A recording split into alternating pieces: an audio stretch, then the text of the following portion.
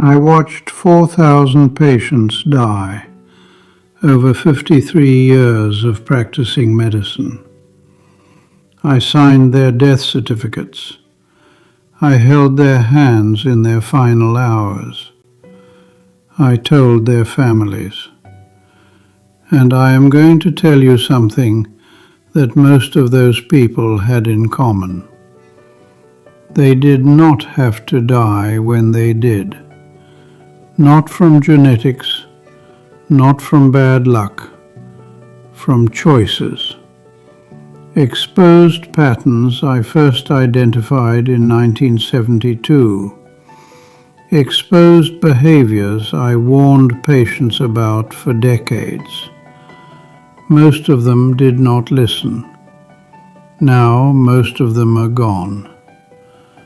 I am 102 years old. I am not telling you this because I want your sympathy or your amazement. I am telling you this because I need you to understand that I have spent more time with dying people than almost anyone alive today. And I know exactly what separates the ones who made it to 90 from the ones who dropped dead at 68. You are probably doing at least 2 of these things right now, today, this morning, and you have no idea they are shaving years off your life. The first thing I learned in 53 years of medicine is that sitting will kill you faster than almost anything else you do. This is not an exaggeration. I watched it happen in real time, patient after patient. In 1981, I started keeping separate notes on my patients who sat for work versus those who moved. Accountants, secretaries, executives. They aged differently. Their blood work looked different. Their hearts failed sooner. By 1990, I had enough data to know that someone sitting 8 or 9 hours daily was aging internally about 40% faster than someone who moved throughout the day. The medical literature caught up eventually, but I saw it first in the bodies of my patients. Here is what happens. You sit. Your circulation slows. Blood pools in your legs. Your lymphatic system, which depends on movement to function, stagnates. Toxins accumulate. Your muscles begin to atrophy within days of reduced use. After age 60, this process accelerates dramatically because your body loses the resilience it had at 40. I had a patient, a retired judge, who exercised every morning for 45 minutes, religiously. He thought he was safe, but he sat reading and watching television for 10 or 11 hours after that. He was dead at 71, a stroke. His morning exercise did not protect him from his afternoon stillness. The solution is not complicated. Move every hour. Stand up. Walk to another room. Do something that requires your legs. I have done this since 1974. I set a timer. Every 50 minutes I get up. I am 102, and I still do this. The second pattern I identified was sleep. Not just getting enough sleep, but getting the right kind. I cannot tell you how many patients told me they only needed 5 or 6 hours. They said it with pride, like it was a sign of strength. It was a sign of delusion. Your brain requires 7 to 9 hours to complete its repair cycles. During deep sleep, your glymphatic system flushes out metabolic waste including the proteins associated with cognitive decline. When you consistently cut your sleep short, you are allowing these toxins to accumulate night after night after night. I watched patients who slept poorly develop memory problems a full decade earlier than those who slept well. The correlation was so strong I could almost predict who would start declining based on their sleep habits in their 60s.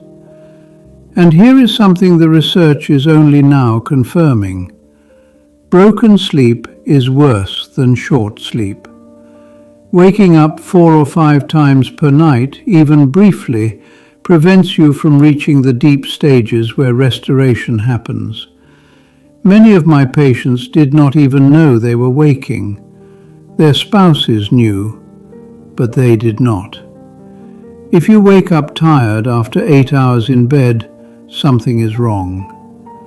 The third thing that kills people after 60 is loneliness. I know this sounds soft. It is not. Loneliness triggers a chronic stress response in your body. Your cortisol remains elevated. Your immune function decreases. Your inflammation markers rise.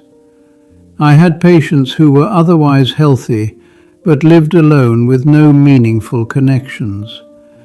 They deteriorated faster than patients with serious chronic conditions who had strong social bonds. The data on this is overwhelming now, but I saw it clinically for decades. Humans are not designed to be isolated. After 60, when you lose a spouse or friends start dying, the risk of isolation increases dramatically. You have to fight it actively. Join something, call someone. Do not let weeks pass without a real conversation. The fourth pattern involves food, and this one makes me angry because the advice my profession gave for 40 years was wrong.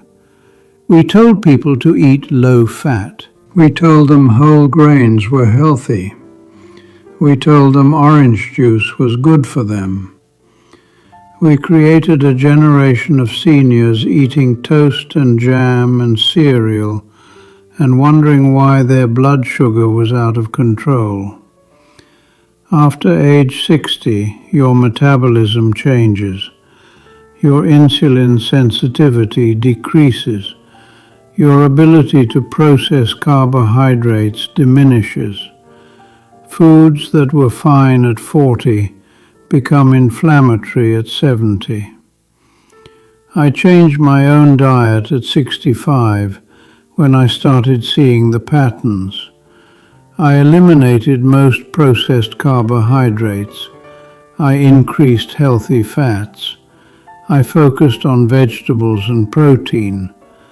My inflammatory markers dropped within 3 months. I recommend the same to my patients who would listen. Most would not. They trusted the old advice. Many of them are gone now. The fifth thing is chronic worry. This one is subtle because it does not look like a health problem. It looks like a personality trait. But constant low-level anxiety keeps your stress hormones elevated in a way that damages every system in your body. I had patients who were retired, comfortable, surrounded by family, and still spent hours every day worrying about things they could not control. Their bodies aged faster. Their sleep was worse. Their immune systems were compromised.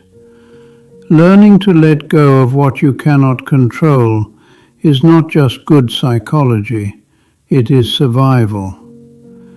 I want to tell you something about my wife. She died 8 years ago. We were married for 61 years. She did not follow any of this advice. She sat constantly because her knees hurt. She slept poorly and refused to address it. She ate the way her mother taught her, bread and sweets and low-fat everything. She worried about our children and grandchildren every single day. She died at 94. You might think 94 is a good age, but I watched her decline for 15 years before that. I watched her lose her mobility, her sharpness, her independence. Those final years were not a gift. They were a slow diminishment. She could have had another decade of real life.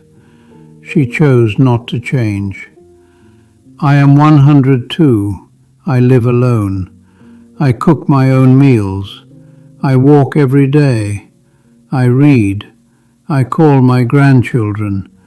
I sleep 7.5 hours every night. I am not special. I am not lucky. I made choices. You are making choices right now, today, this hour. And I am telling you from 53 years of watching people die that those choices matter more than you want to believe. You do not have to change everything. Pick one thing. The sitting or the sleep or the isolation or the food or the worry. Fix one and the others become easier. I have buried 2 of my 3 children. I have buried my wife. I have buried 4,000 patients. I am still here. And I am telling you that most of the people I buried did not have to go when they did. You are still here too. What are you going to do about it? රෝගීන් 4,000ක් මැරෙනවා මම බැලුවා. අවුරුදු 53කට වැඩි කාලයක් වෛද්‍ය වෘත්තියේ නියැලෙනවා මම ඔවුන්ගේ මරණ සහතිකවලට අත්සන් කළා. මම ඔවුන්ගේ අවසන් පැයවලදී ඔවුන්ගේ දෑත් අල්ලාගෙන සිටියෙමි. මම ඔවුන්ගේ පවුල්වල අයට කිව්වා. ඒ වගේම මම ඔබට කියන්න යන්නේ ඒ බොහෝ දිනාට පොදු වූ දෙයක්. ඔවුන්ට මැරෙන්න සිදු වුණේ නැහැ. ජාන වලින් නොවේ නරක වාසනාවකින් නොවේ. තේරීම් වලින් නිරාවරණය වූ රටා මා මුලින්ම හඳුනාගත්තේ 1972 දී. නිරාවරණය වූ හැසිරීම් මම දශක ගණනාවක් තිස්සේ රෝගීන්ට අනතුරු ඇඳවිය. ඔවුන්ගෙන් බොහෝ දිනෙක සවන් දුන්නේ නැත දැන් බොහෝ ඒවා නැති වී ඇත. මගේ වයස අවුරුදු 102යි. මම ඔබට මේ කියන්නේ මට ඔබේ අනුකම්පාව අවශ්‍ය නිසා හෝ ඔබ පුදුමයට පත්වන නිසා නොවේ. මම මේක ඔයාට කියන්නේ මට ඔයා තීරුම් ගන්න ඕන නිසා. මම අද ජීවත්ව සිටින ඕනෑම කෙනෙකුට වඩා මිය යන මිනිසුන් සමග වැඩි කාලයක් ගත කර ඇති බව. ඒ වගේම මම හරියටම දන්නවා හදපු අයව 90ට වෙන් කරන්නේ මොකක්ද කියලා. 68ට මැරිච්ච උන්ගෙන්. ඔබ බොහෝ විට අවම වශයෙන් මේවායින් දෙකක්වත් දැන් කරමින් සිටි. අද උදෑසන ඒ වගේම ඔවුන් ඔබේ ජීවිතයෙන් වසර ගණනාවක් රැළ කපන බව ඔබ දන්නේ නැහැ.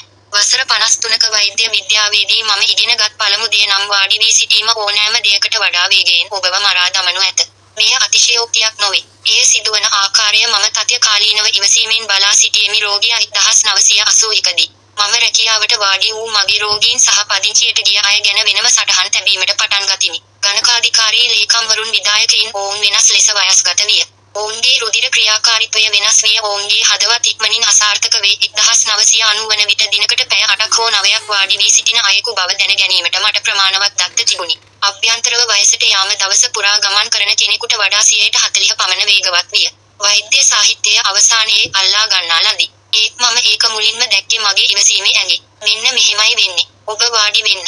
ඔබේ සංසරණය මන්දගාමී වේ. ඔබේ කකුල් වලලේ තටාක ඔබේ වසා පද්ධතිය ක්‍රියාකාරී වීමට චලනය මත රඳා පවතීද. එක තැන පල් වෙනවා විෂ එකතු වෙනවා ඔබේ මාංශ පේශි භාවිතය අඩු කිරීමෙන් දින කිහිපයක් ඇතුළත ක්ෂය වීමට පටන් ගනී. වයස අවුරුදු 60කට පසු නාටකාකාර ලෙස ඔබේ ශරීරය නිසා මට රෝගියෙක් හිටියා විශ්‍රාමික විනිසුරුවරයෙක්. සෑම උදෑසනකම විනාඩි 45ක් ව්‍යායාම කරනවා ආගමික වශයෙන් ඔහු ආරක්ෂිතයයි සිතුවේය. නමුත් ඔහු වාඩි වී කියවමින් රූපවාහිනිය නරඹමින් පැය 10ක් හෝ 11ක් ගත කළේය. ඔහු 71 දී මිය ගියේය. ආඝාතයක් ඔහුගේ උදෑසන ව්‍යායාමය ඔහුගේ දහවල් සිට ඔහුව ආරක්ෂා කළේ නැත. විසඳුම සෑම පැයකම නැගී සිට වෙනත් කාමරයකට ගමන් කිරීම සංකීර්ණ නොවේ. ඔබේ කකුල් අවශ්‍ය වන දෙයක් කරන්න. මම මේක 1974 ඉඳන් කළා. මම ටයිමරයක් සෙට් කළා. සෑම විනාඩි 50කට වරක් මම නැගිටිනවා. මට 102 මම තවමත් මෙය කරමි. මා හඳුනාගත් දෙවන රටාව නින්දයි. ප්‍රමාණවත් නින්දක් ලබා ගැනීම පමණක් නොව නිවැරදි ආකාරයේ ලබා ගැනීම. මට කියන්න බෑ ලෙඩ්ඩු කී දෙනෙක් මට පැය 5ක් 6ක් ඕන කියලා. ඔවුන් ඒ ලකුණක් මෙන් ආඩම්බරයෙන් පැවසුවා. එය ඔබේ මොළයට එහි අලුත් වැඩියා චක්‍ර සම්පූර්ණ කිරීමට පැය 7ක් හෝ 9ක් අවශ්‍ය වේ. ගැඹුරු නින්දේදී ඔබේ ග්ලිම්පැටික් පද්ධතිය ප්‍රජානන පරිහානියට සම්බන්ධ ප්‍රෝටීන ඇතුළු පරිවෘත්තීය අපද්‍රව්‍ය ඉවත් කරයි. ඔබ නිරන්තරයෙන් ඔබේ නින්ද කෙටි කරන විට ඔබ මෙම විෂ ද්‍රව්‍ය රාත්‍රියෙන් රැට එකතු වීමට ඉඩ සලසයි. මම දුර්වල ලෙස වර්ධනය වූ මතක ගැටලු හොඳින් නිදා සිටින අයට වඩා දශකයකට පෙර නිදාගත් රෝගීන් දෙස බැලුවෙමි. සහසම්බන්ධය ඊතරම් ශක්තිමත් විය. ඔවුන්ගේ 60 ගණන්වල ඔවුන්ගේ නින්දේ පුරුදු මත පදනම්ව පිරිහීමට පටන් ගන්නේ කවුරුන්ද යන්න මට පාහේ අනාවැකි කිව හැකිය. තවද මෙහි පර්යේෂණය දැන් තහවුරු කරන දෙයක් ඇත. බිඳුණු නින්ද කෙටි නින්දට වඩා නරකය. රාත්‍රියකට පෙරවරු 4-5 වතාවක් කෙටියෙන් අවදි වීම ගැඹුරු අවදීන් කරා ළඟා වීම වළක්වයි. මගේ රෝගීන්ගෙන් බොහෝ දෙනෙක් ඔවුන් අවදි වන බව පවා දැන සිටියේ නැත. අබුසැමියන් දැන සිටියහ නමුත් ඔවුන් එසේ කළේ නැහැ. ඇඳේ පැය 8කට පසු වෙහෙසට පත්වන්න. යමක් වැරදී ඇත. 60න් පසු මිනිසුන් මරා දමන තුන්වන දේ නම් තනිකමයි. මම දන්නවා මේක මෘදුවයි කියලා. එහෙම නෙවෙයි. තනිකම ඔබේ සිරුරේ නිදන්ගත ආතති ප්‍රතිචාරයක් ඇති කරයි ඔබේ කෝටිසෝල් ඉහළ මට්ටමක පවතින අතර ඔබේ ප්‍රතිශක්තිකරණ ක්‍රියාකාරීත්වය අඩු වෙයි. ඔබේ දැවිල්ල සලකුණු ඉහළ යනවාද? මට වෙනත් සෞඛ්‍ය සම්පන්න නමුත් අර්ථවත් සම්බන්ධතා නොමැතිව තනිවම ජීවත් වූ රෝගීන් සිටියහ. ශක්තිමත් සමාජ බැඳීම් ඇති අරපතල නිදන්ගත තත්වයන් ඇති රෝගීන්ට වඩා ඔවුන් වේගයෙන් පිරිහී ගියේය.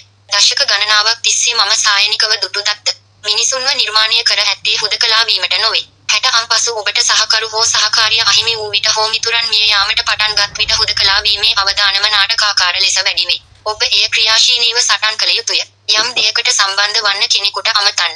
සැබෑ සංවාදයකින් තොරව සතිගත වීමට ඉඩ නොදෙන්න. 4 වන රටාවට ආහාර ඇතුළත් වන අතර උපදෙස් වැරදි නිසා මිය මා කෝපයටපත් කරයි. අපි මිනිස්සුන්ට කිව්වා මේ දේ අඩුවෙන් කන්න කියලා. අපි කිව්වා සම්පූර්ණ දානීය සෞඛ්‍ය සම්පන්නයි කියලා. අපි ඔවුන්ට කිව්වා තැඹිලි යුෂ හොඳයි කියලා. ටෝස්ට් ජය. දානීය වර්ග කන ජ්‍යෙෂ්ඨ පරම්පරාවක් අපි නිර්මාණය කළා. ඔවුන්ගේ රුධිර සීනි පාලනයෙන් තොර වූයේ මන්දයි කල්පනා කරනවාද? ASM වෙනස්කම් ඔබේ ඉන්සියුලින් සංවේදීතාව අඩු වේ. කාබෝහයිඩ්‍රේට් සැකසීමට ඔබේ හැකියාව අඩු වේ. 40 දී හොඳ වූ ආහාර 70 දී ගිනි අවුලුවන බවට පත්වේ. මම රටා දැකීමට පටන් ගත් විට 65 දී මගේම ආහාර වේල වෙනස් කරමි. මම වැඩිපුරම සැකසු කාබෝහයිඩ්‍රේට් ඉවත් කළා. මම සෞඛ්‍ය සම්පන්න මේදය වැඩි කළා. මම එළවලු සහ ප්‍රෝටීන් කෙරෙහි අවධානය යොමු කළෙමි. මගේ ගිනි අවුලුවන සලකුණු මාස 3ක් ඇතුළත පහත වැටුණි. සවන් දින මගේ රෝගීන්ට මම එයම නිර්දේශ කරමි. බොහෝ අය එසේ නොවනු ඇත. ඔවුන් පැරණි උපදෙස් විශ්වාස කළා. ඔවුන්ගෙන් බොහෝ දෙනෙක් දැන් නැති වී ඇත. පස්වන කාරණය නිදන්ගත කනස්සල්ලයි. මෙය සෞඛ්‍ය ගැටලුවක් ලෙස නොපෙනෙන බැවින් මෙය සියුම්ය. එය පෞරුෂ ලක්ෂණයක් ලෙස පෙනේ. නමුත් නිරන්තර පහත් මට්ටමේ කාංසාව ඔබේ ආතති හෝමෝන ඔබේ ශරීරයේ සෑම පද්ධතියකටම හානි කරන ආකාරයෙන් ඉහළ මට්ටමක තබා ගනී. මට විශ්‍රාම සුවයෙන් ඉන්න ලෙඩ්ඩු හිටියා. ඔවුන්ට පාලනය කළ නොහැකි විය. ඔවුන්ගේ ශරීර වයසට ගිය වේගයෙන් ඔවුන්ගේ නිින්ද නරක විය. ඔවුන්ගේ ප්‍රතිශක්තිකරණ පද්ධතිය අඩපණ විය. ඔබට පාලනය කළ නොහැකි දේ අත්හැරීමට ඉගෙන ගැනීම හොඳ මනෝවිද්‍යාව පමණක් නොවේ. එය පැවැත්මයි. මට ඔයාට දෙයක් කියන්න ඕන මගේ බිරිඳ ගැන. ඇය මීට වසර 8කට පෙර මිය ගියාය. අපි විවාහ වෙලා අවුරුදු 61ක් වෙනවා. ඔහු මෙම උපදෙස් කිසිවක් අනුගමනය කළේ නැත. ඇය නිතරම කීවේ ඇගේ දණහිස් රිදෙන නිසාය. ඇය දුර්වල ලෙස නිදාගත් අතර එය ඇමතීමට අකමැති විය. ඇය කෑවේ ඇගේ මව ඇයට පාන් සහ රස කැවිලි සහ මේදය අඩු සෑම දෙයක්ම ඉගැන්වූ ආකාරයටය. ඇය සෑම දිනකම තම දරුවන් සහ මුණුබුරන් ගැන කරදර විය. ඇය 94 දී මිය ගියාය.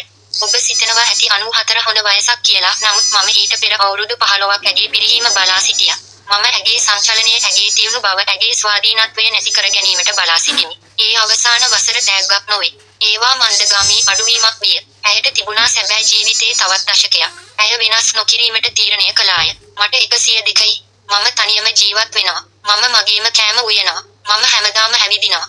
මම කියවුවා මම මගේ මුණුබුරන්ට කතා කරනවා. මම හැමදාම රැට පැය 7:00ක් නිදා ගන්නවා. ඒ මම විශේෂ නැහැ. මම වාසනාවන්ත නැහැ. මම ඔබ තෝරා ගන්නා තීරීම් අද මේ පැයදී සිදු කළෙමි. ඒ වගේම මම ඔබට කියන්නේ අවුරුදු 53ක ඉඳන් මිනිස්සු මැරෙන දිහා බලාගෙන ඉඳලා ඒ තීරීම් වඩා වැදගත් කියලා. ඔබට සියල්ල වෙනස් කිරීමට අවශ්‍ය නැත. හුදකලාව හෝ ආහාර හෝ කනස්සල්ල. 61 සහ අනිකුත් ඒවා පහසු වේ. මම මගේ දරුවන් තිදෙනාගෙන් දෙදෙනෙකු මිහිදන් කර ඇත්තෙමි. මම මගේ බිරිඳ බූමදාන කළා. මම රෝගීන් 4000ක් වලලා තිබෙනවා. මම තවමත් මෙහි සිටිමි. ඒ වගේම මම ඔබට කියන්නේ මා බූමදාන කළ බොහෝ දෙනෙකුට ඕන් එසේ කළ විට යා යුතු නැති බවයි. ඔබත් තවමත් මෙහි සිටි. ඔයා ඒකට මොකක්ද කරන්න යන්නේ?